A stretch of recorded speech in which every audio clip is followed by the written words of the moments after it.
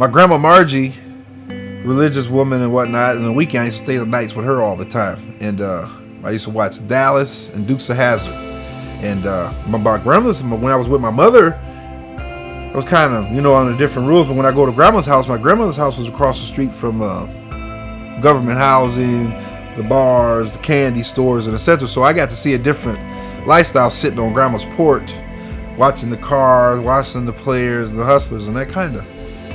I get a couple of dollars or some change from grandma. I would run to the candy store and you would see the life, and I just loved it. And it's sitting on grandma's porch and you watch the guys burning rubber and making the pipes in the cars loud and this and that, and the clothes and all that, and shooting dice. And so I ventured more and more from grandma's house across the street into that area, and kind of got caught up in it. They ran a big article in the paper back in, I think, '86. They formed the Elkhart Drug Task Force the first time.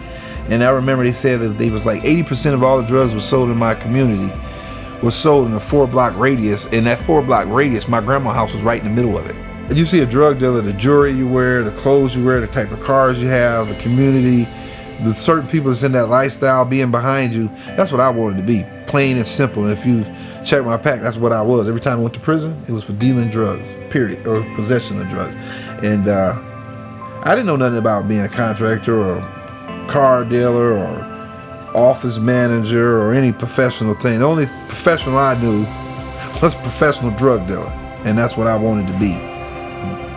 Lock, stock, and barrel.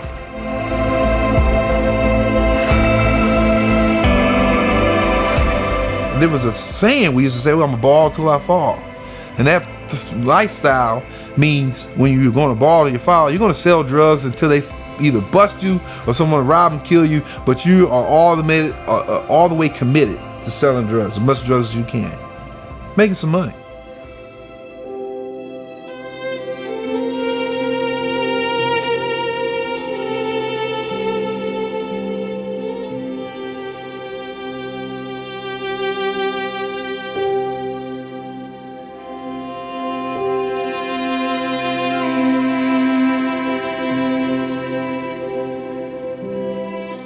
I had to be hard, but it was a lot of people don't know back then.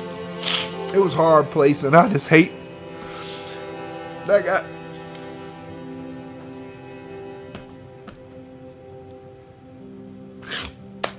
Put in a situation where I kept getting incarcerated and kept going to jail. My record just speaks for itself. Every time they see you, they ID you, you're going to jail. But I hate it that I was that young and had to be in there. I wish they could have did something with me. And that's ultimately the last time I got in trouble.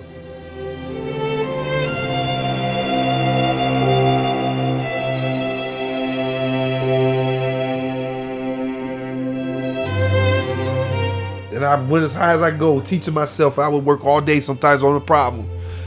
But I knew when I got out, I was never going back. And I knew when I get out, I was going to show what I was worth. Because it's hard. I came up hard.